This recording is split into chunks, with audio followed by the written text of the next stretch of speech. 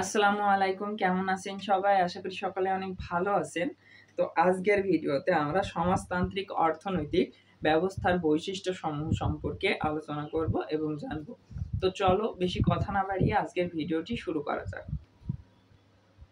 সমাজতান্ত্রিক অর্থনৈতিক ব্যবস্থা উৎপাদন সমূহ মালিকানা, উৎপাদন প্রতিক্রিয়া, উৎপাদিত সম্পদের বণ্টন ধনতান্ত্রিক ব্যবস্থার চেয়ে আলাদা। উৎপাদিত অর্থ ব্যবস্থার প্রধান বৈশিষ্ট্যগুলো হলো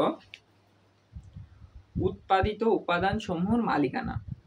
সমাজতান্ত্রিক অর্থব্যবস্থায় উৎপাদিত উপকরণসমূহ সকল সম্পদীয় রাষ্ট্রীয় মালিকানাধীন সম্পদের ওপর কোনো রকম মালিকানা থাকে না।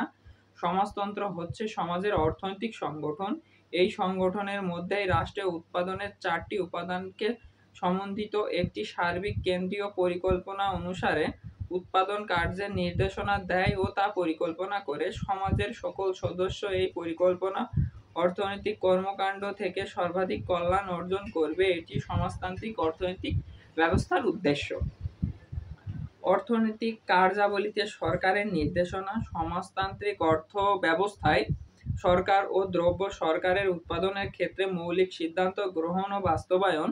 কোনো দ্রব্য কি পরিমাণে, কখন বা কোন প্রতিক্রিয়ায় উৎপাদিত হবে, এই দ্রব্য কাদের নিকট সরবরাহ করা হবে, এই সবই সরকার নির্ধারণ করে। এসব সিদ্ধান্ত সরকারের কেন্দ্রীয়